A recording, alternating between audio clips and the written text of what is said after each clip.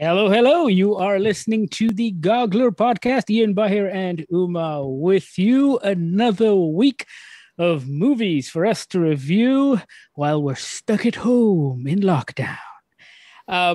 It's interesting, right? The rest of the probe. This is just forever now. Well, I say this: the rest of the world doesn't have this problem anymore. No. Everyone else seems to have moved on. They're watching football games outside. They're going to concerts. They're doing shit in the real world. Meanwhile, we're stuck at home watching stuff on streaming. Woohoo! I say woohoo. I mean, we do this even when we have a chance to go out. I mean, but we are #blessed. Like we do. We have a living sitting at home on our asses watching TV and doing this shit. I'm just saying it'd be nice to have the option. That's all. Yeah. Whether I utilize that option is a completely different story. So this week, we've got 3 new movies to talk about. We're going to be following up with what's going on in Fear Street, part 2 of Fear Street, 1978. We're going to be talking about The Tomorrow War, which is the new Chris Pratt movie on Amazon Prime Video. And we're going to be talking about Zombietopia, which is the second Malaysian release on Disney Plus Hotstar. So when Disney Plus Hotstar launched, I believe they bought a whole bunch of local content. And Zombietopia was a movie that's been sitting on the shelf for a while. And this has now been dropped on Disney Plus Hotstar. And we're going to be telling you if it's any good or not. You know, no spoilers. You got to wait till the end for that one. Before we begin, I do want to say that I am keeping an eye on chat. So to the people who tried to chat with us last week that we ignored because I'm on too small a laptop screen, I can't see everything at the same time. Sorry, we'll get to you this time. That's right. Trying to figure this out. Yeah, we are trying to figure this out. This is only our second? 2.5. Right? We did a test stream a couple of weeks ago, which was to see if Ian could figure out where all our heads go on this screen. And that's why if you see me looking down all the time, that's what I'm doing. I'm frantically pulling levers and letting the steam out of things to make sure everything keeps going. All right. Let's kick things off with The Tomorrow War. Let me do that again. Let's kick things off with The Tomorrow War, which is the brand new Chris Pratt movie on Amazon Prime Video. He's been teasing this for ages on his social media. He was giving constant updates as he was filming this, and I think they were doing so even through quarantine, if I'm not mistaken. I'm not sure if it was originally supposed to be a cinema release, but Amazon Prime Video has the rights, and according to some statistics somewhere, it is the most streamed movie in America, apparently. I think when you click on it I think one of the banners on Amazon Prime says the #1 movie on Amazon Prime, which I'm like, okay, dude. It's not hard. Yeah. Let's be fair. Yeah. It's not. Was Coming to America the #1 movie on Amazon Prime? Maybe. I mean, that weekend, possibly. Yeah, they don't have a top 10, right? Because when Netflix put a top 10 up, you can see that like, Crawl's almost the #1 movie because they just released an old movie that wasn't available there, and everyone's hungry for content. Yeah. Also, Amazon and Netflix, I think, are the 2 streamers. Even when they do cinema releases, they don't allow the cinemas to report box office. So yeah, we talked about that when they released Army of the Dead, right? They said it was like it's not very well for us, but they haven't said anything else. And it's like, I don't trust you. It's like you're telling me you've got the numbers to form a government without giving me the numbers to form a government. Your algorithm doesn't work in real life. It only works on the software that you own. Yeah. Anyway, it is a big, dumb sci-fi adventure in the vein of Roland Emmerich, right? Within the first 5 minutes of the film, you find out that there is a war tomorrow with aliens, and they've come to the past, 30 years in the past, to recruit people to help them fight this war because there are only like 500,000 people left alive on Earth. These aliens are these mindless, relentless creatures that will kill anything in their path. And they breed like rabbits, so they're outbreeding us, basically. That's true. And Chris Pratt is... Well, the world initiates an international draft, and Chris Pratt is one of these people who gets drafted into this Tomorrow War. That's pretty much all you need to know. After that, it's just time-traveling hijinks and scientist stuff, and it's calm down. I mean, the No, but you know, sciencey stuff was done in montage. Okay, so calm down. no. It There's a felt lot little of more like no, but there's a lot of it throughout the film, right? Which is Yeah. feels out of place, but then again, Yeah. not, because it's the kind of film which echoes Independence Day and Day After Tomorrow, where they try and cram in all of these little things what is to the- make up the- a story of sorts. I'm blanking. Is it Aliens? No, that sort of comedy monster movie, the one with Neil Patrick Harris, who's a scientist. Help me out, you guys know. Starship Troopers. Starship Troopers. It's got a little Starship Trooper It tone, does. right? Because when it goes into the science stuff, it's just like, 30% DNA bond, drop slide into beaker. Yeah. 60% DNA bond, And- slide into. It's just like really. Maybe And as soon as they have a heart to heart, Why didn't they get more it's than one computer? 100% bond, right? Yeah. Yeah. Why didn't they get It's, more than you one know, computer? Because then they could have, just- or a couple of scientists. Just set this shit up, right? Yeah. Yeah, and when she goes like, you should go, it tells Chris Pratt, you should go and rest. This is a one-man job. I'm like, no, but if you've got two people, you can split the number and do it quicker. But fine, sure, okay. But it's fun. I enjoyed it. I enjoyed myself. Yeah, I mean, I had a blast. yeah, I mean, I really enjoyed this film. I think the marketing let it down a lot because it made it look a lot dumber than it is. I mean, I don't know how much they got from the World Cup to the budget because, like, it's the same with, like, there's you talk about conspiracies in the US. The biggest conspiracy in the US is, like, it's not the Air Force paying Marvel to put their stuff into movies. It's the FIFA paying to make every kid in every American movie plays soccer, right? It's like, But I don't will think say that's the it's case. almost always girls. Yeah. But I understand why, because their women's team is so good. But Yeah, but this is like anyway, December yeah. 2022, and the little girl is Yeah. like, "Let's watch the World Cup," and I'm like, Yeah. fuck is this?" I also think it was funny because like how nobody at that World Cup viewing party was actually watching the football. Yeah, It because was of only at Americans, the of end course, when it was only at the end when the Brazilian was on his way through to goal, and everybody just turns around. I'm like, look, this is not how you watch football. But no, anyway, you have to sit No, there for because the boring you have to- bits as well. yeah, Because that's how you watch American football, right? Yeah. You Because only American pay football's attention 4 at the hours end. long. Exactly. No, it's But yeah, it's. the But market- wait, hold on, Ian. Wait, just to correct you for a second. It is dumb, man. You said not as dumb as it is, but it's pretty dumb. It's not that dumb. Like, I appreciate that there's so much dumbness that is, like, put out in the trailer. For example, the time travelers arrive in the middle of a football game. Okay, that's cool. That's a good way to get everyone's attention. And then they don't really explain why they're not just nipping the aliens in the bud before they arrive and using paradoxes and all that kind of stuff at first. Right. Like, they do end up explaining it, and their version of time travel is literally a tunnel between two endpoints, but time keeps moving in either of them at each endpoint. So you can't go back. If you're coming from the quite like present, that. you Yeah. can't go back to before your present. You can only go Yeah. to the future. Yeah. You'll spend 7 days, and it will be 7 days. And it's you Bill come and Ted back, rules. It's always the time in San Dimas is always moving. That's the thing. I like that. I like the logic of that time travel thing.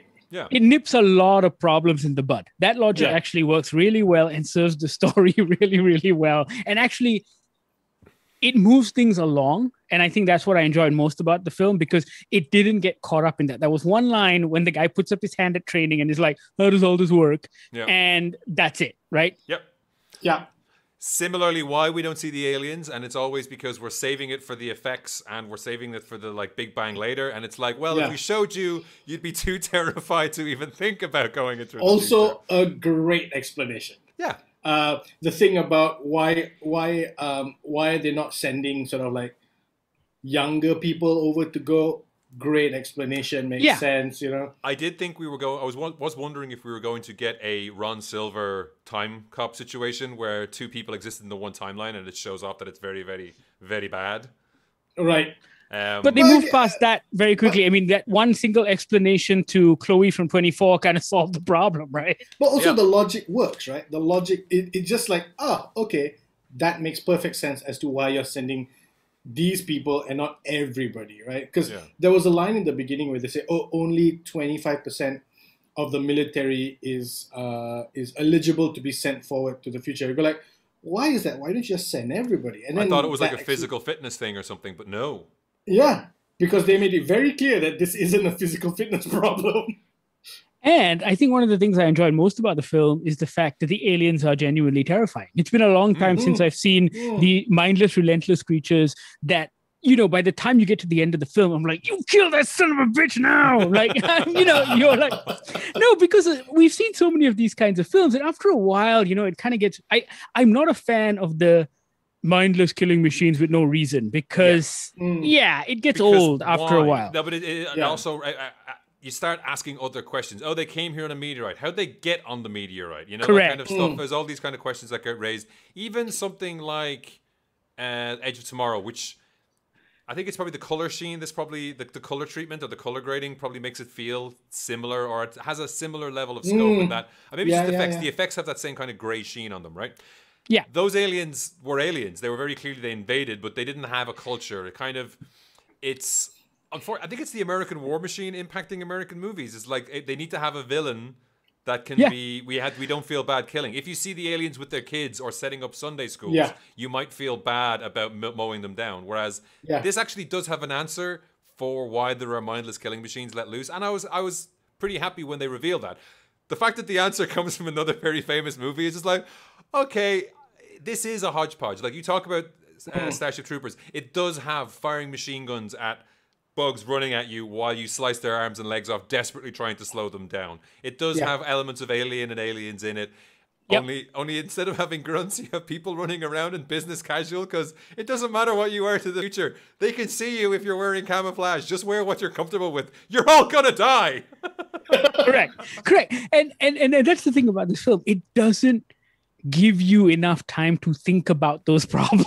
When Yvonne Strahovski's character is just like, come with me, we're going to capture a queen. I mean, there are so many logical flaws as to what is happening at that moment and how they approach it. It is absolutely stupid. But yet you're like, okay, let's do this. The whole movie is that meme of like the dog leaning out of the car saying, get in, no time to explain. Yes. Exactly. Yes. And can I just say I was not expecting that third act. That third act, here. I'm like, wait, that feels like, I mean, I don't know if I want it to be in another movie, but it feels like it was from another movie in that there's so much more information. Do you know the other movie that it comes from? It's The Thing. It's literally... It is The Thing. Yes. They are in the Arctic. No, but there are shots that are almost identical to that of The Thing. Yeah. No, but I think that third act, I know there were some people complaining about the movie going on too long, but I quite enjoyed the fact that third act happened, because when you reach the end of the second act, that's usually when it's just time for an epilogue. The movie's over. Everyone's kind of done their bit in the future, etc., and then we see what happens next, right? Or you can do the Chris Pratt smolders the camera, pulls up the MacGuffin that's going to save everyone, and he's like, let's bring it, or whatever his catchphrase is going to be. Correct. Let's science this shit, because he's a scientist.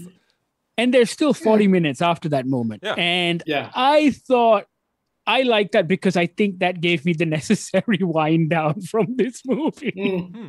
No, but like in a traditional movie, that moment when, spoiler or not, Chris Pratt sort of returns home, that's normally the halfway through the third act, right? Then they will do like a quick montage, wrap everything up, vaccine, spray it on, whatever, and then they just, credits end. This is that, because I did not want to check the time because there was so much going on in this movie, and I was just like, okay, let's just ride the shit out, right? Let's see where the fuck this wave goes.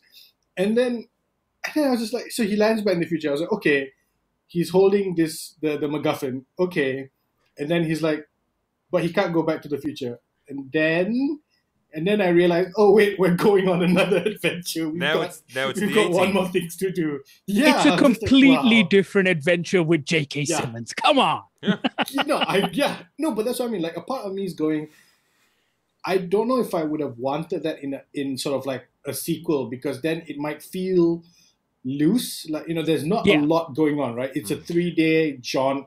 It's not going to be an entire 90-minute runtime. It's only saving the world, that's all, but here. Yeah, no biggie. I think we see a lot of these kind of movies on a smaller scale these days. Like, I think there are a lot more. When we were growing up, or at least when we were in our teens and our 20s, there used to be a movie like this every year without fail. And it usually would have a big name Hollywood star like a Chris Pratt attached to it, right? And that would be the draw. Nowadays, you see the younger, smaller actors do movies like this on a much lower budget. Tomorrow War feels expensive for what it is. I mean, I remember when we were talking offline about the trailers, we thought it looked a little cheap, but actually the actual movie doesn't. I mean, it looks pricey and when it put together, like the location of the lab, was not expecting that at all, and it had which looks very cool. It wasn't just expensive, right? It was very cool. It was well designed. The creatures themselves, although I suppose they have to eat a lot in order to generate those spikes because that's biomass, I guess. But like they're this weird mix of cats and tentacles and the aliens from ID4 when they're in their biosuits, and it's like that's relatively. I didn't quite get with the white paint scheme though, but I guess when you're absolutely motherfucking can kill everything in the room, you don't need to work with camouflage or anything like that. And I didn't want to riff on the alien, I suppose. But also the white paint scheme works because it shows off that your special effects aren't cheap. It isn't black, right? At nighttime. But this movie does borrow every single beat from those Roland Emmerich films, right? You got the comic relief guy. You got the hard as nails fella who's seen this all before. I mean, it literally is taking from that playbook. But I think what Chris McKay does is he doesn't take it too seriously, which is why I think it's so fun.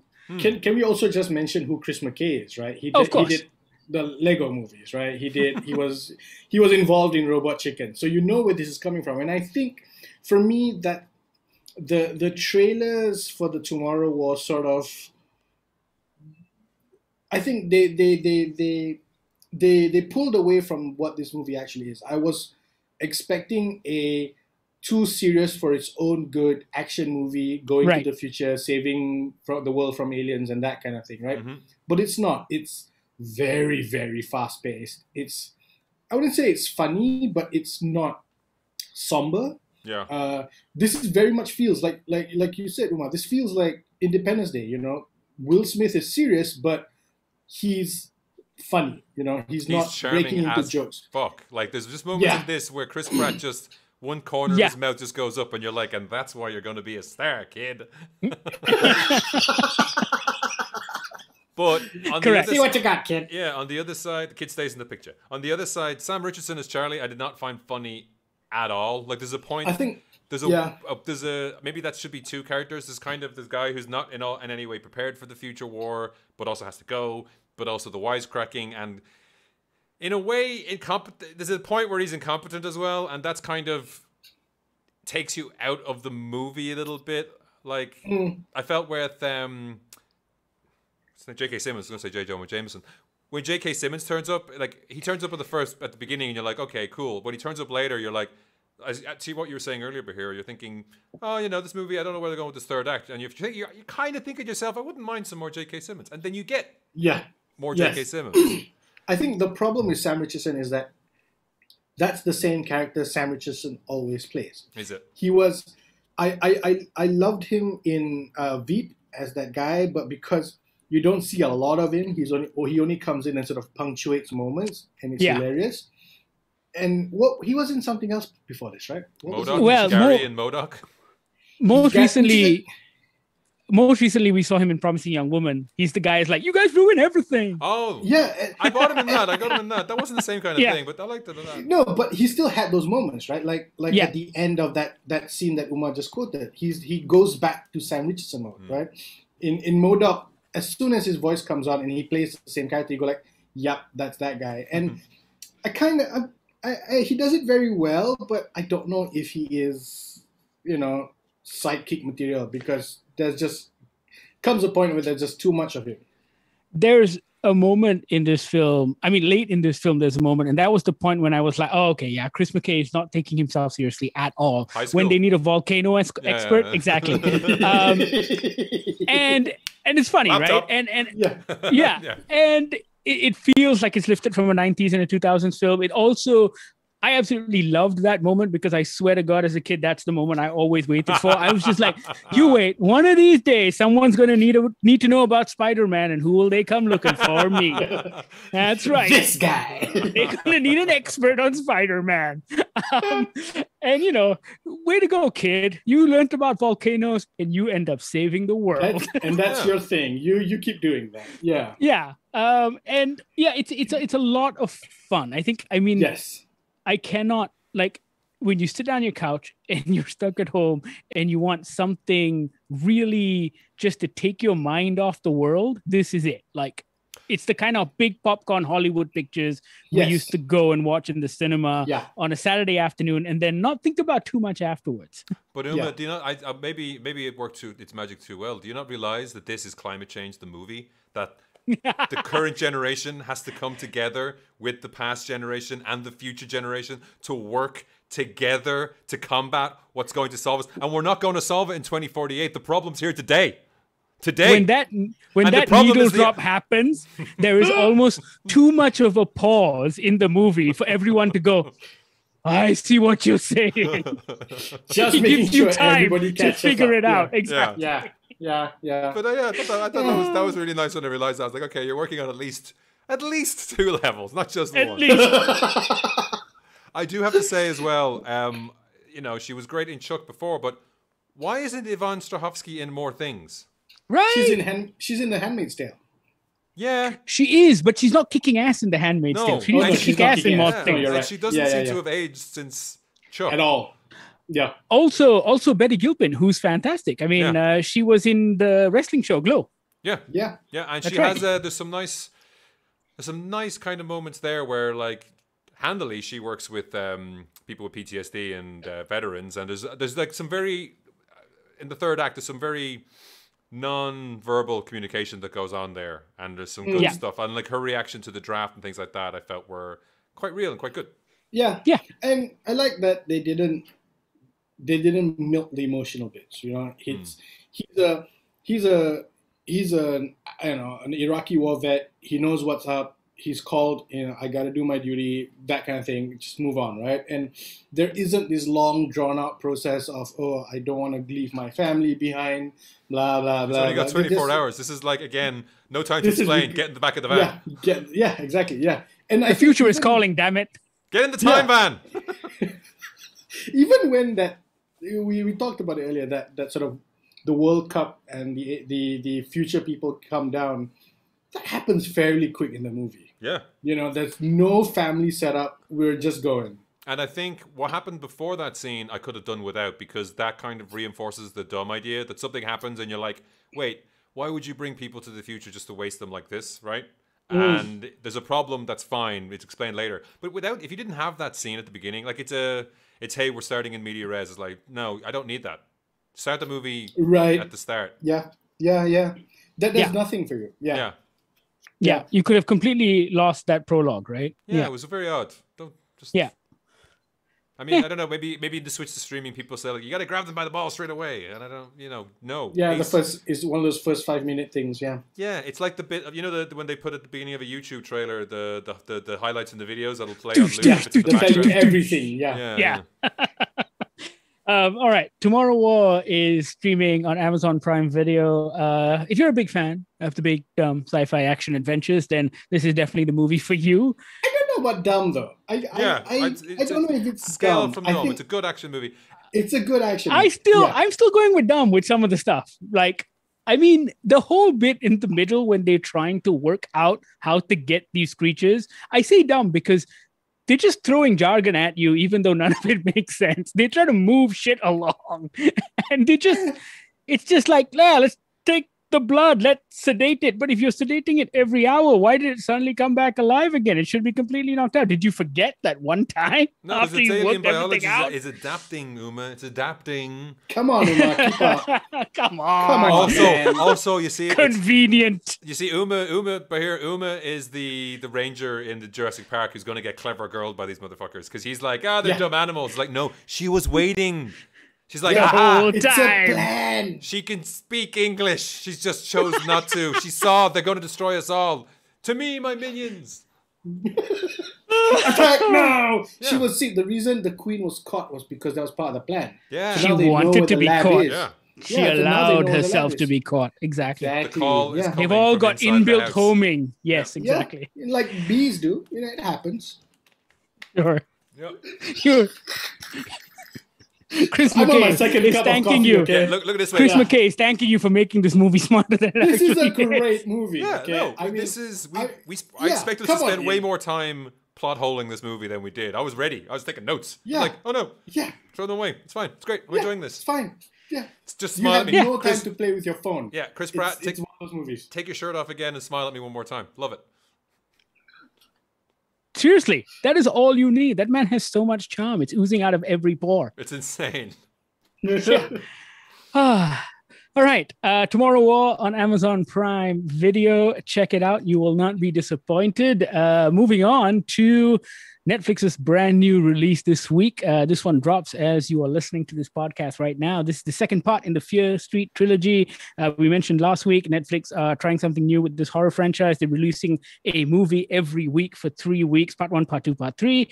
Part 2 is 1978. It is set at a summer camp, picks up just immediately after the end of Part 1, which we all saw last week. And it owes everything to movies like Friday the 13th and Halloween and a whole and Friday the 13th Part 3. Part 3. Jason Goes to Space. No. It's called Jason X, actually. I know. Come on, Jason Omar. X. And it is a really fantastic piece of work. I enjoyed this film. I think I have to say it's better than Part 1, 1994. I think it's a Ooh. tighter movie than Part 1. And Interesting. it makes Part 1 a better film. Like, I really enjoyed Part Yeah. 1, but I think this one's even better. Yeah. So- Can I just like jump in here right now because I need to figure this out. Why did I really enjoy 1990 Fear Street Part 1 and Fear Street Part 2? I mean, I don't like slasher movies. I don't like horror movies. But I really enjoyed these. I think you It's like really slasher well made, movies. man. I think that's it. You Yeah. like slasher movies. You don't like horror movies. But also, Um, I'm not. hmm. I'm not scared by these or jumping. Like my girlfriend was watching me. She said, "You're watching that thing again." He's like, "Yeah, I have to rewatch it for something else." And she's like, "Is it a horror movie?" He's like, "Yeah." I was like, "Well, you're not jumping or gasping or anything." I was like, "Yeah, that there is that element for us where it's not doing that." I don't know. It's not scaring you, is it? Either. It's not scaring me, but I really enjoyed everything. Yeah, like, that's- I enjoyed all the beats. Yeah. But I have to say, even I was rewatching some of the old stuff. I was rewatching Scream and the first Nightmare on Elm Street. First Nightmare on Elm Street still can be pretty creepy at times. But movies like Scream and Friday the 13th and even Halloween don't necessarily scare me in the same way like something The Ring does. But it gives me the kind of thrills that comes with good suspense building. And I think that this movie does very well in the sense that Yeah. it builds tension because, you know, after you've watched Part 1, you kind of know what the monster is because Yeah. it's hinted that, oh, that's the Nightwing killer. We see him in Part 1 Yeah. and this is the origins of the Nightwing Camp killer. Yeah. And so you know the monster, you know what's going to happen, and yet the way this movie builds the tension Yeah. and introduces the killer and has him stalk his victims is still thrilling. And I Yeah. think that's just good writing and directing. That's probably what No, you're yeah. enjoying by it. Absolutely. Yeah. Also, No, 'cause the, those- the axes in the face this time are more like ooh, as opposed to oh my god, Jesus Christ, right? Right. Yeah. No, you're right. Yeah. There's. But when you watch yeah. Friday the 13th as well, Ian, don't you think that was also the case? I mean, it was more a visceral shock to the violence as opposed to, oh, I'm so scared. It's also impossible watching that now because the time it was watched, it was unlike anything else. Whereas these are very specifically like Yeah. everything else. And we should probably Right. say this isn't just a completely separate movie. There is still the framing device of Dina and Sam and Josh and C. Berman. C. Berman. C. Berman from the original one. So like that's interesting. I kind of got that idea after we finished the first one that was going to be that way because it is their story. I haven't watched the third one yet, so we'll see how that plays out. Yeah. But it is a kind of a story that ties into the present, and it's very much Friday the 13th. But yeah, I couldn't. It managed to get the idea of what wet hot American summer out of my head pretty fast, which is a pretty hard thing to do considering that's just tarnished summer camps in everyone's brains now. Yeah. But it is really like this sort of media kind of, you know, the snake eating its own tail, right? Because, you know, R.L. Stein wrote a bunch of these Fear Street novels also as an homage to those movies. And so now these movies, which are based on his books, are homaging those movies. Yeah. And it's just this big vicious cycle. And it could have been shit because it just could have been a kind of like a mindless cash grab. But I think kudos to Leigh Janiak. She knows what she's doing. She's clearly studied the source material so well that even when she's paying tribute to these films, she adds her own little twist to it. And, you know, whether that's in her choice of music or in the framing device that she uses and how she uses her camera, it really works well. Like, it's not just the homages. Like, it could have easily become Scary Movie. Yes. And it doesn't do that. It does build characters. Like, as much as I kind of zoned out in the middle of the last one, having rewatched a bit of it and gone back into this one now, like, you do get caught up in these characters. They are mildly annoying and cool and like just like actual teenagers, and seeing everyone run around. And this one, I saw a headline that I don't think I had realized this, but another critic said about the first one, there's a point where you realize that not everyone's in danger, only one person's in danger. And it kind of, I don't think I realized this. They posited that maybe this kind of reduced the stakes slightly, but it didn't, because some of those people still got it in the end. But in this, there's no sense of that. There is still. It's amazing how in the second part of a trilogy there is a still sense of an unknown and what the hell is that thing on the floor of the cave, right? Well, for the first movie, I thought it actually raised the stakes that not everyone was in danger, because then it just doesn't become about everyone fleeing to save themselves. They've got to make those difficult decisions of, do we just let this one person die, right? And how do teenagers make that decision? And they back and forth on that, which I thought was cool, because it builds character throughout. And so when bad things happen to those people, you genuinely feel something. Yeah, because you've gotten to know them pretty well, and really bad things happen to those people. Yeah, I mean, you mentioned it last week, Ian. What if the Goonies got really fucked up? Yeah. And this continues into 1978 because what if the Goonies didn't find a well but a shithole? Not only that, but like, they don't just kill the counselors; the little kids bite it as well. Yeah, that was. Yeah, I was not expecting that. Yeah, I also was not expecting to Ballsy. See it, or at least the sort of the result of that murderous rampage, right? Because normally they'll just sort of the camera will be on the person who sees its face, or they'll see trails of blood. Yeah, and then they cut away. Yeah, here now, man, you watch that shit go down. They've also done a really. Leigh Janiak's also done a really good job in getting some great performances out of all of her actors. I thought Sadie Sink, who we last saw in Stranger Things, was excellent. She really manages to carry the movie. And, even the young stars from the first film, Kiana Madeira, Olivia Welch, I mean, all of them, what's nice is they don't just play generic tropes. Because even though this is a movie that is homage, they're not generic tropes that have been woked up for our modern audiences. And I quite enjoy that. They're all very different characters. Yeah, I was trying to see if there was if you could map them onto The Breakfast Club, and you can't. They're more complex than that. They're not just exactly. I mean, even though the Breakfast Club are more complex than that, they don't fit those stereotypes of the jock, whatever. Although some people do fit in the stoner, they really inhabit that stoner persona quite large. I was just thinking about this though. Do you think as well that the Emily Rudd? I was thinking, like, there's no horror reference with that, but does she just look like Jennifer Grey in Dirty Dancing the whole time? A little bit, right? Yeah. I think it's also her outfit, just being prim and proper. Yeah. I don't know if that was intentional, but I mean, that's a kind of a summer camp movie. No one dies. Everyone just dances and gets it on. But yeah. But I love the fact that they expand the lore in this quite nicely, especially seeing as it's a prequel, in that these kids there's more of the lore out there in the nursery rhymes and stuff like that. Like, there's extra details that have been lost by 1994, which I think is a very clever way of doing it. And, it's Dina and Josh finding out more through these stories, it's a cool way of doing it. And like, I forgot by the end of it, there's a revelation. It's like, well, we know where X is and you have Y. And when our powers combine, we have Captain Planet. And I was like, oh yeah, I'd forgotten about that. Well, also because they do well to kind of maintain that mystery throughout, right? I mean, and that's why I think the writing is really solid, because, at the beginning of this film, it uses the flashback trope, right? So Gillian Jacobs' character is basically going, here, let me tell you what happened in 1978. This is what happened at the camp. And that story is so compelling. A lot of the time, if that story is not compelling enough and you're not caught up enough in your head, you're just going, wait, okay, so who's going to die? What's the mystery? You haven't answered the question. Meanwhile, only when I got to the end of this film, I was like, oh, wait, she just answered the question. I completely forgot that was the question she was going to answer. I like that. I liked being tricked into paying attention to something else for 2 hours. It was nice. Yeah, it's very smart. And then when I reached out to you, Uma, I was like, I don't know if it was just me, but like I tend to, because we do watch a lot of stuff, you tend to figure out things very quickly just based on experience and writing tropes and stuff. I wasn't sure who Gillian Jacobs' character was between the two sisters, because I was just like, I kept flip-flopping between the two, but obviously at the end you go like, of course it's her and not the sister, because bear in mind it's not out yet, so people are just watching it today. Yeah, I know. I'm trying to be very wary. Although, I mean, if you saw the first one, you know that I had an idea, because it wasn't so obvious like a plank in the face, but it was obvious enough that they were doing something there.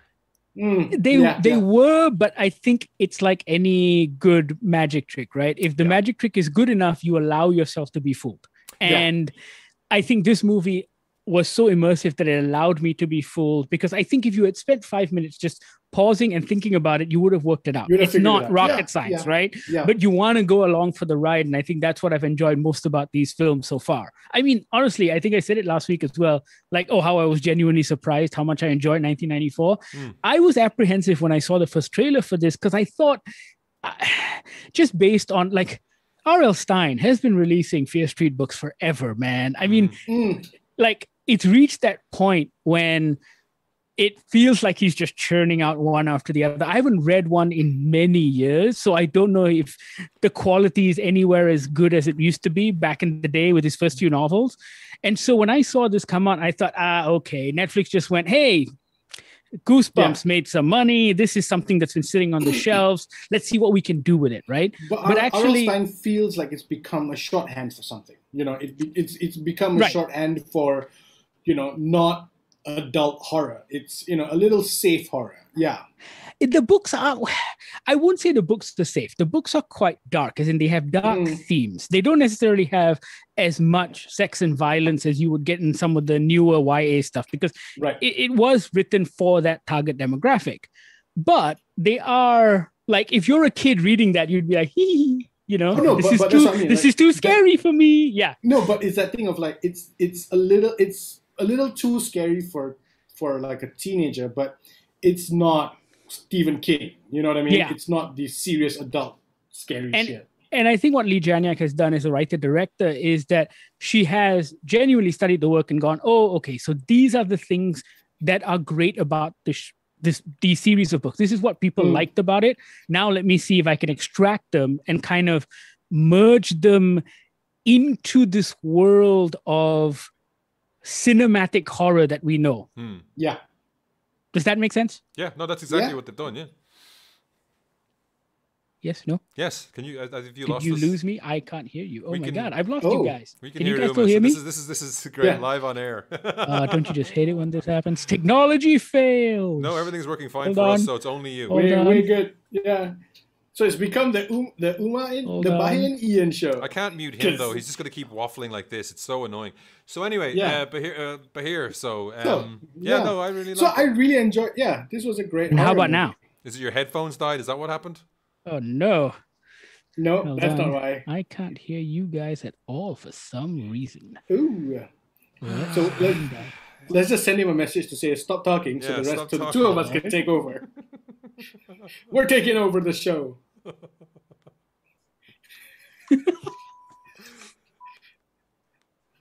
Weirdly. Yeah. But to follow on from what Uma was saying, and for next week I will figure out a button where I can just smash it and just kill his feed entirely. I can't hear the things you guys are saying. Well, we're talking. We are talking. You can hear me. I know. I see the text.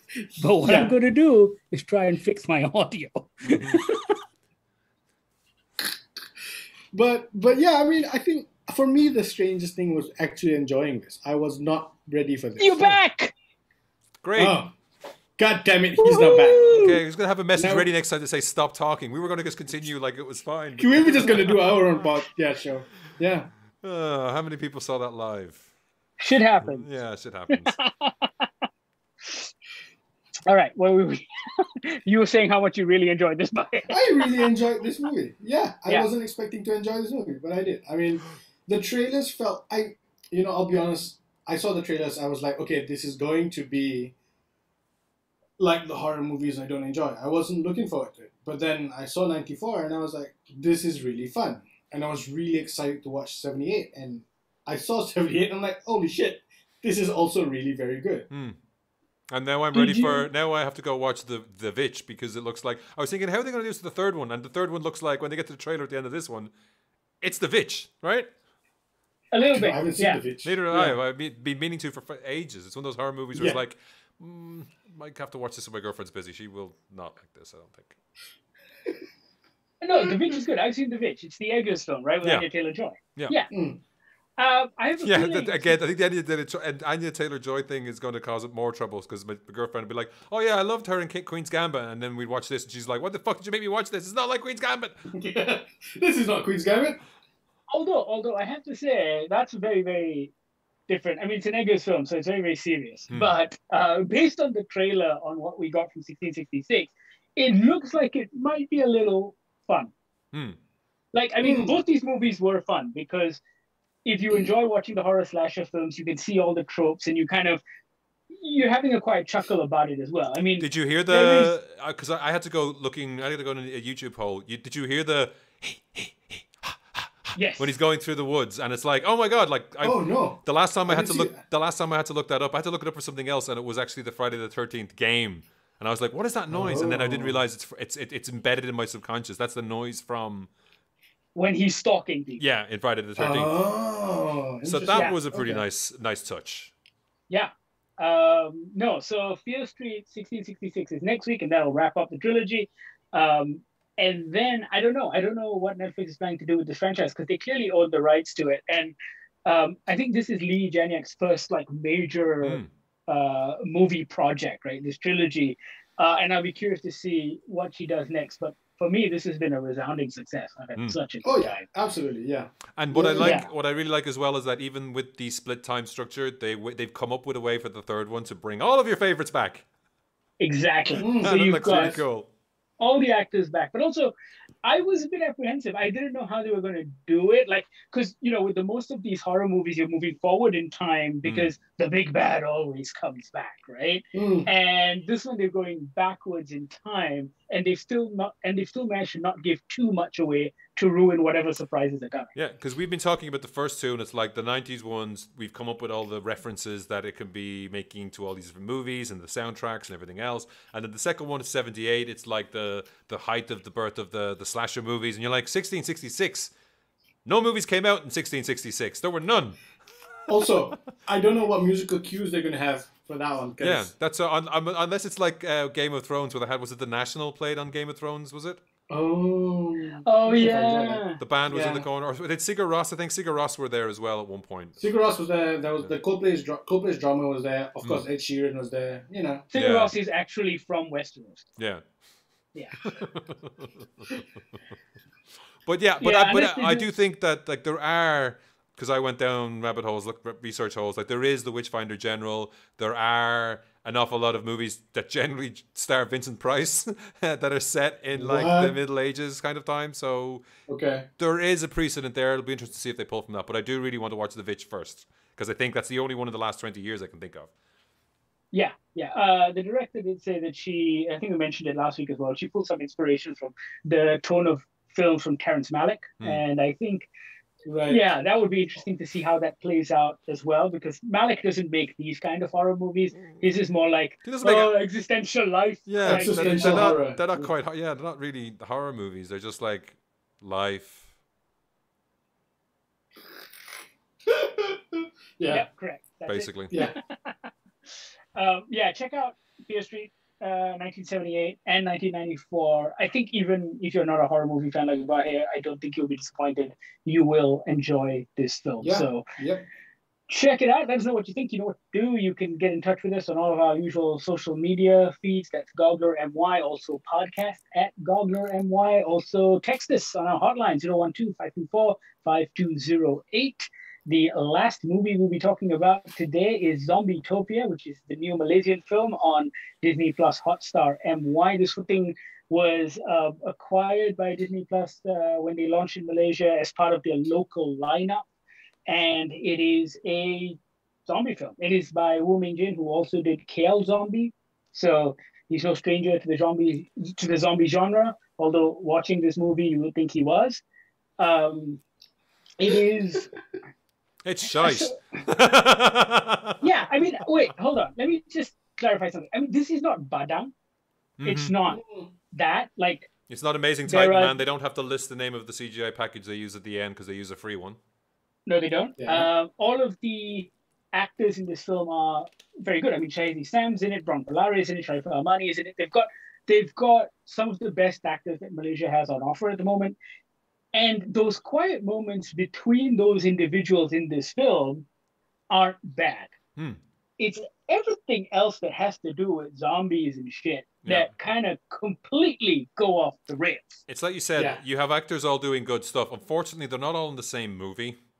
Like Shahidi Sam is in a kind of a Malay kitchen sink drama about a guy who works the scrapyard with Azman Hassan, which is kind of cool in itself. Like, we've seen bits and pieces like that before. Like, there are, like, we have no budget, so just let's shoot you walking around the kampung for quite some time.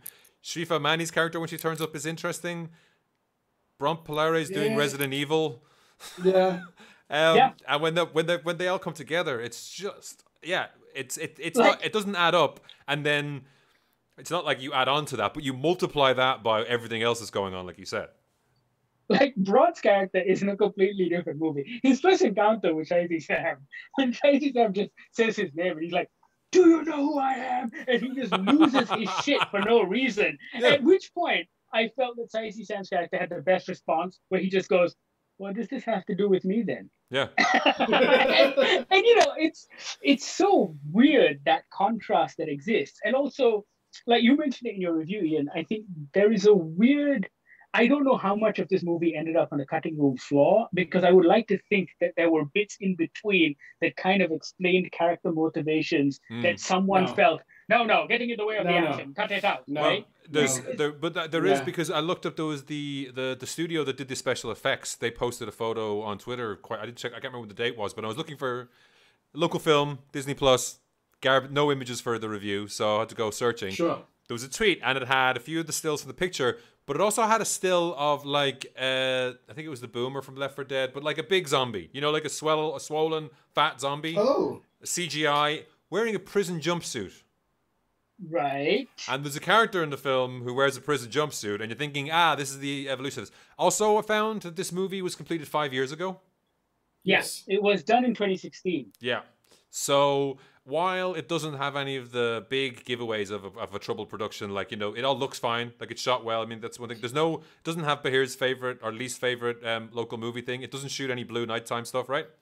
Yeah. No blue nighttime stuff. They avoid it nighttime, yeah. Yeah, but it just doesn't have the connective tissue. It's not like it's disjointed. It's just, why would you do this? Yes. Why they managed to get enough extras together to have a big group of zombies, multiple points around the place, but then they have them all biting Shahidi Sam, who's immune, and there's never a bite mark on him, and you think, okay, we don't have the budget for that, let's avoid showing that, and then they put him in a topless scene. But then, even then, just throw in one line to say he heals faster. I don't know. Something. Right? The things that you can fix that in post, or like, but there's things like the longest, the bridge that's the same length as the runway for Fast and the Furious. It's the longest fucking bridge, but you could have them come around a corner and be surprised by a group of zombies, and that's why the windows are fucking open. But don't have them stop and look at the zombies and go, "Hey, zombies." Then give themselves up to drive through it, and at no point with the windows down. During that it's 3 minutes. Like, there's literally a minute to 2 to 3 minutes where they could have just rolled the windows up, and there's this kind of shit, and then they get past it and someone sacrifices themselves. Like, why? You're saving the jungle from the zombies? Why do this? Yeah. Also, that point would have made more sense even if it came at the end of the film, because so with Hassan's character sacrificing himself. Spoilers. I guess the logic. I was going to say someone, but now it happens in 20 minutes, right? Whatever. Anyway. No, it may have felt like 20 minutes, but for me, it felt like a lifetime. No, and I guess the logic behind that is, oh, he's come to the realization that he's never going to see his daughter again, so he's going to kill himself. But the point is, we haven't learned enough or spent enough time with that character for his sacrifice to make any logical sense at that point. Maybe at the end of the film, when we genuinely feel something for him, when we see him struggle with this mental dilemma for a whole movie, maybe. Even then, there is just, you may have got enough extras, but you clearly haven't told your extras what to do. Yeah. Like Hassan standing on the bridge with a stick, and the extras are running towards him, and he's getting ready to hit them, and you see the extras flinch and slow down. You are zombies. You are not afraid of a guy with a stick. You don't have that kind of sense. You just want to go straight at this son of a bitch, right? Your motivation is to bite him, not to keep your front teeth. And that pulls you out of the movie completely whenever things like that happen. And that's not even getting into what you were saying about the longest bridge in the world, where Shaheed Sam just seems to be making U-turns and driving up and down. We have no idea where the fuck he's going. But he's always finding new zombies to run over. It takes him a minute to go one way, but it takes him 5 seconds to get back. Yeah. But where is he even going? The bridge is that big. Yeah. Is he trying to save Hassan? Because he never gets to him. Yeah. No, but that's the kind of like weird, messed up Malaysian movie logic. I've seen it in so many Malaysian action movies before. Like even there's this bit when Hassan comes to save Shaheed Sam's character, right? He comes to save him from this place where he's been kidnapped, and they're hiding next to a truck. And you see two henchmen walk in on the right. But yet, they get into the truck, turn on the engine, and drive away. But those henchmen are nowhere to be seen. No one's shooting them. No one's chasing after them. And I'm just like, what is going on? Also, is it a Bron Palari directive that you leave all your keys in the car?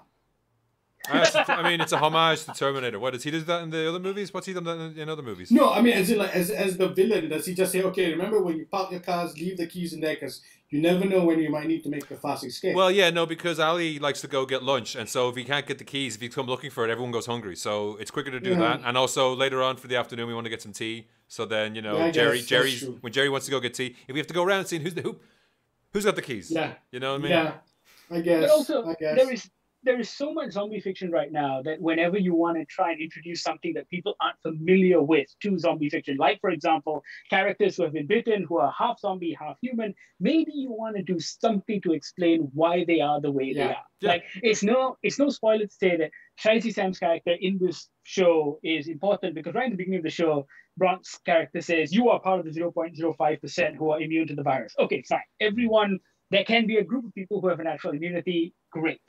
But then there are these other characters who are apparently half zombie, half human. We don't know why. They don't really do anything to the plot of the film. They're just there. And then, Oh, the cure for zombism is love, Uma. Yeah. And God in prayer, don't forget. Well, that's God also in prayer too. Yeah. Love God in prayer. Also, if you starve the fuckers, that works as well. But yeah, why does it work for him and not work for the other ones that are all caged up and not eating all day? It's like we don't know. There is a movie in those things. You know what I mean? There's even a movie in like the fact that when zombies attack, it's been 15 years, but you'd think you'd grow up thinking, watch out for zombies, right? No. You'll still run up to the fucking zombie and go, "What's wrong with you, bro? Yeah. What's wrong with you? What the freaking No, but I mean, I was just thinking it through. I was like, okay, so they've eradicated the zombies, but then now Bron is being called up for corruption charges. Sure, Correct. Why not? That's never really explained. Like, there's not even explanation of did he invent the virus in the first place to get to publicize the virus? Did he just Did he just get involved with the Malaysian government and that's normal business as usual? You know, what was the fraud? It's a very quick thing. It's a headline on the newspaper clipping. You just move on, right? Like, but I mean, for me, it just feels like, why are we doing this now? Why are we suddenly coming back to this? It's 15 years later. It's not like there are zombie stragglers around. No, I assume it means that Bron's vaccine worked and everybody's sort of gone back to normal. Didn't anybody keep a copy of those vaccines? Like, doesn't the government have them in a super secret storage somewhere? No, because you know how every year millions of people die from tuberculosis, right? I guess. Or the plague. Yeah. You know, we never learn. We never learn. We never learn. 15. It happened 15 years ago. It's fine. That was 3 government administrations ago. We'll just move on. But those stories of surviving in a post-zombie world, of surviving in a post-zombie world, or Sharif Amani and her family, just them. That's the scale of a movie that you could tell well, and you could have there's plenty of room there for possibilities and for drama, and for Shahizi Sam to look stunned or angry, which is, I mean, he's not given much to do in this movie. He just looks sulky most of the time. That's not, I don't think it's his fault in particular, because he's not given anything else to do. But just having him and Hassan on the road and run into these people, and there's a few zombies, like, you top it out at 8, right? And just have it be about life and stuff. Art house, darling, open it at Cannes, as opposed to this, which is just fun. Yeah. No, and I think you're right, because if you're going to do a film which has a zombie horde, then you've got to at least either do something different or make the zombie horde worth the audience's time. Zombies have to be a metaphor for something. What are the zombies a metaphor for in this? One man's race, right? And even that isn't expounded upon. Yeah. Over here, there is this brief allusion that it's back because Ron Polari feels betrayed by the fact that he isn't hero worshipped the way he should have been. And there's maybe one line in the film that kind of says that, but it actually isn't built up as a character trait. Like, there is so much here that is badly constructed for the sake of trying to either fill in plot points or introduce a cute line. Like, there's this line when... Just to get to a point, just to get to the next point, right? Yeah. Like, there's this line when his daughter's... When he's trying to kill his daughter, there's this line when he goes, "Oh, now you won't be thirsty for blood anymore." But those are vampires, not zombies. But the only reason that line exists is so his daughter can go, "Will you stop being bloodthirsty now?" It's like that, yeah. But actually, it is. I mean, it is slightly more concise, but it is. I was applauding and giving a standing ovation for the level of, like, at last your thirst for blood has been sated, and like, but when will yours, father? And it's like, it's so. On the nose, like, I was like getting punched. It was like getting punched in the face with a truck. But I kind of loved that moment of it, and I'm sure the filmmakers will say, "Oh, we were just trying to make a fun movie." It's like, this is not a fun movie, but like, more elements of that. If they leaned into that, that would have been fun. Like, it's not even so bad. It's funny. Like, I did appreciate the fight scene near the end is kind of awesome. Like, they put a fight scene in ankle deep water. You know why? Because that's fucking awesome.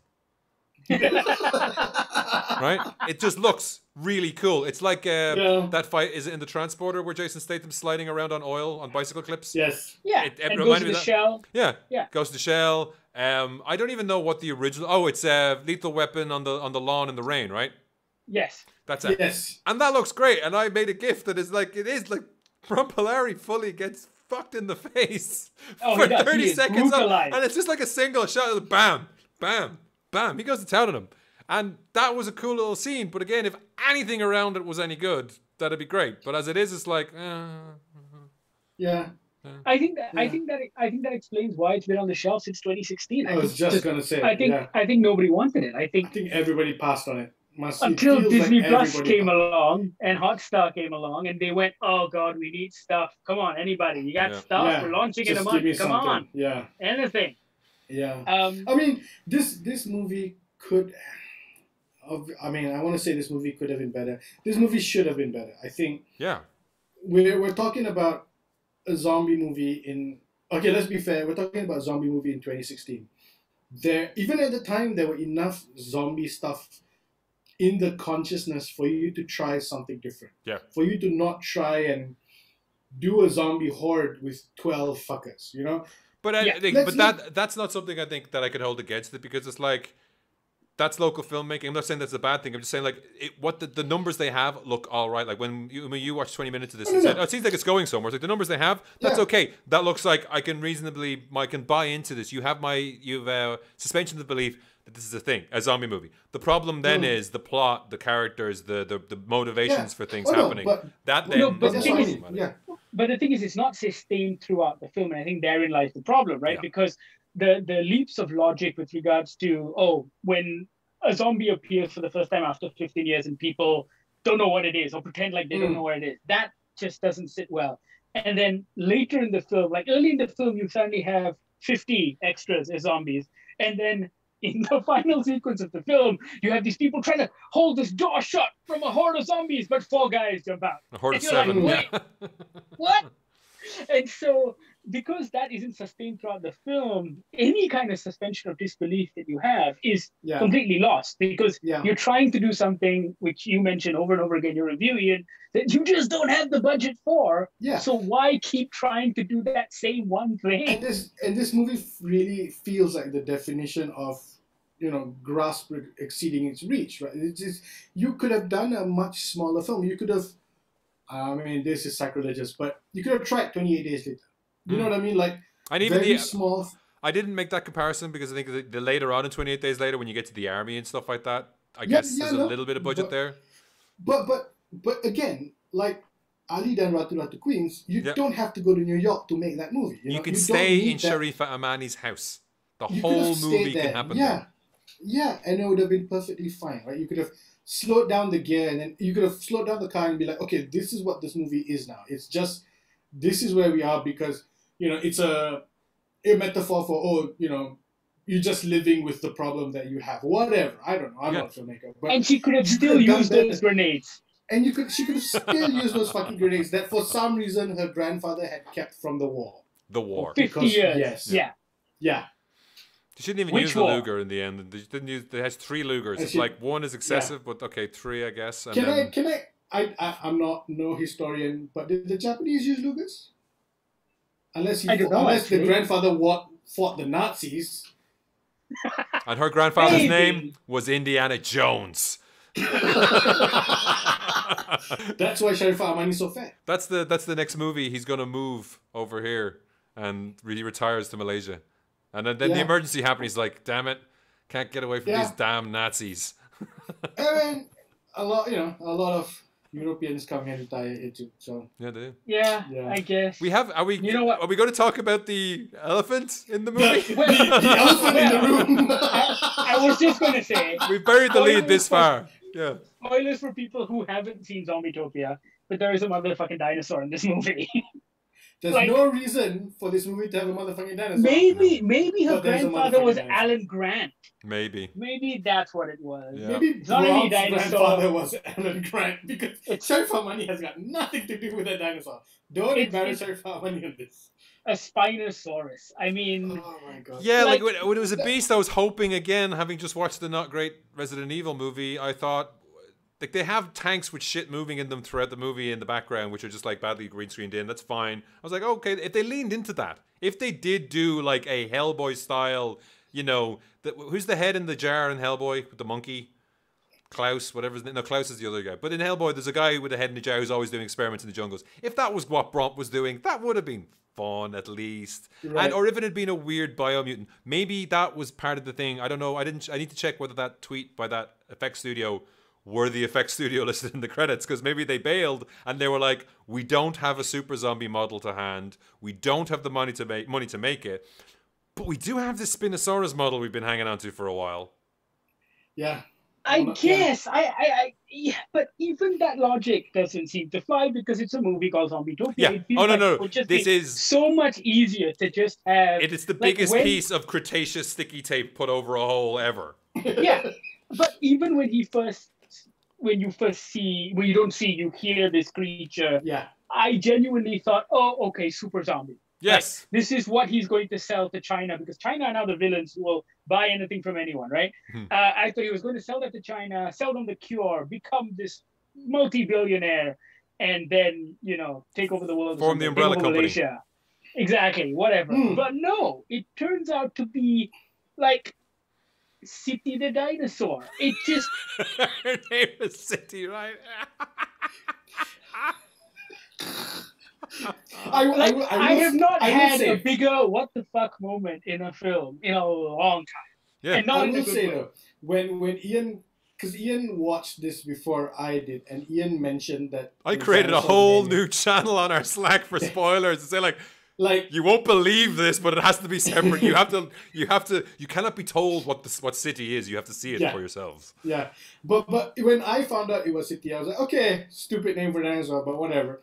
And then when Bron walks up to his daughter and calls her City, I'm ooh, is it like does the daughter Does she become the become the dinosaur? No, because they run around later. Which would have been, I don't know if that would have been better, but that would have been at least funner than even an actual just dinosaur showing up. Yeah, and even its use though, like you see it the first 2 times, and it's kind of corner frame, right? And it's blurry, and you're thinking like at least they have some fucking sense not to show this thing. Oh no, wait, they built their entire third act around this. So there's lots of shots of its feet that I don't think quite match the ground below it. Doesn't sit on the ground, no. Yeah, there's just that stomping around. It's hitting people behind barrels because obviously collision detection is hard and physics and shit. That's expensive, so we're not doing that stuff. But it just keeps coming up in more scenes, and you're like, oh, this looks bad. And then like I think the whole scene with Sharifa Mani is color graded by somebody else. Completely different. Doesn't match the rest of the thing. The bridge looks weird. Like she's been running for 3 weeks because now the season has changed. Yeah, that's how far she's run from this dinosaur. And it's like those Flintstones things where you know which things are going to animate or blow up because they're painted a different color, they're brighter or whatever like that. And just this is not how. I mean, again, we're just 3 guys who watch stuff, but like this is not how you do low budget filmmaking. Don't try for shit you cannot pull off. It has, as I said in my review, it has been 28 years since Jurassic Park. Think about the movies 28 years before that, right? Yeah. You were able to confidently pull off the effects from those movies if you wanted to. Like you could do a Roger Corman, even like not even 28, but like Battle Beyond the Stars, you could pull that off in 96 and make it look fucking awesome. And Battle Beyond the Stars looked pretty okay at the time. But none of those people were trying to do The Matrix because they're like, we can't do that right then. It's like, it's not going to work, right? We can't, you want the bullets to slow down and go around them. How? Am I supposed to matte paint every bullet, or the bullets are on strings and we run them across? We don't have the rigs, and the cameras are not cheap enough anymore. But like, and you're right, Ian. I don't disagree with anything you're saying. You are completely on the money.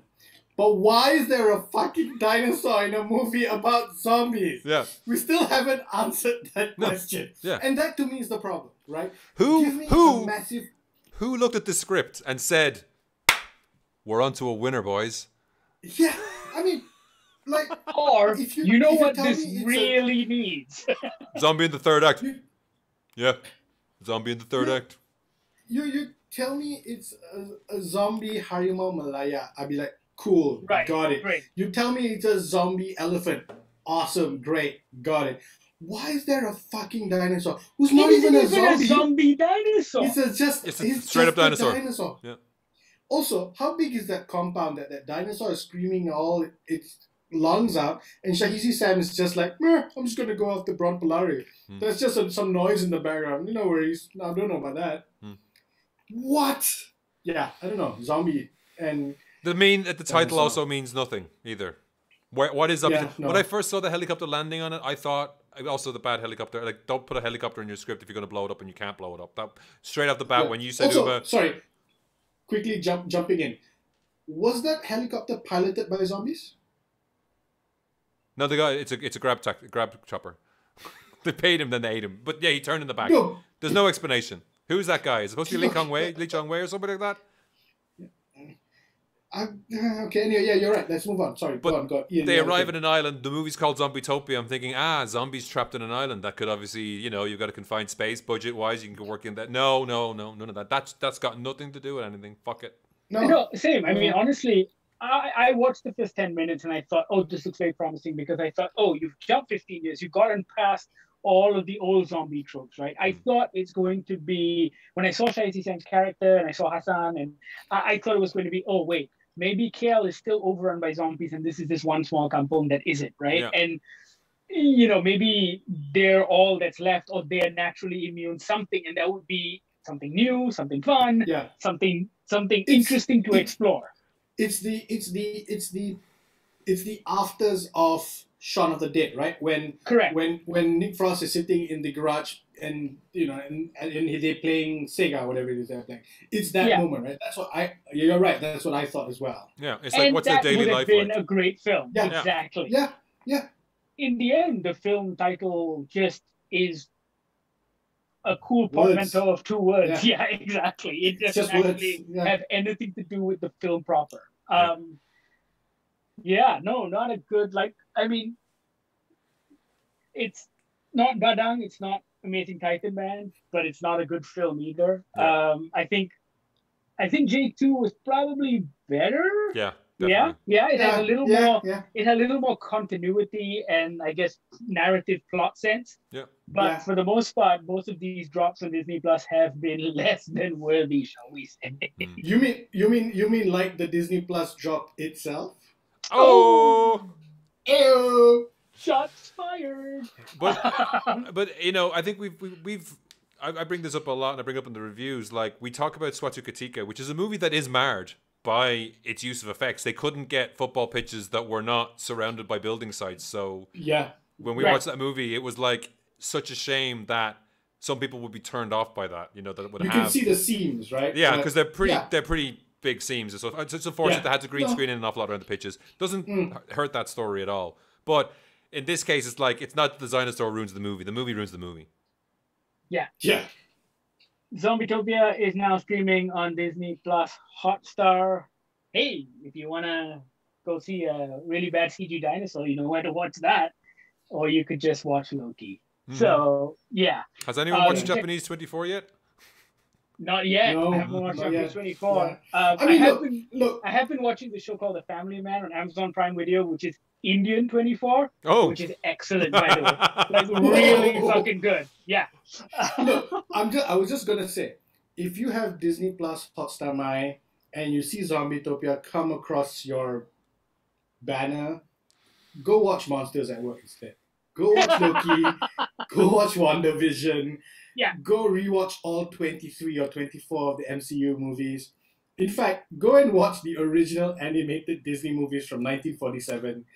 Weira and Suatu Ketika are still on Netflix. Weira and Suatu Ketika are on Netflix. Go watch that. And so is Ro. You can watch Ro. Ro is amazing. Go watch that. I wasn't so hot on Ro, but I think I need to rewatch Weira because I still have very good memories of that, and I want to make sure I have to verify that. If there's no more movies left in the world, go read a fucking book. It's like, what is it? When hell is full, the dead will return to Earth, and watch Zombitopia. And watch Zombitopia. Just read a book. No, but it's like, even if there are no more movies, just shoot yourself in the head. Just shoot yourself in the head, man. This movie is not. No. It's not worth your time. Yeah. If you have seen Zombitopia, though, reach out. Let us know what you thought. It's on Goggler MY. That's our social media channels. Podcast@goggler.my is our email feed. You can also comment on this YouTube video or drop us a text on the Goggler hotline 012-524-5208. I think that's all we have for today. You've been listening to the Goggler podcast live on YouTube. Are we still rolling, Ian? Should we do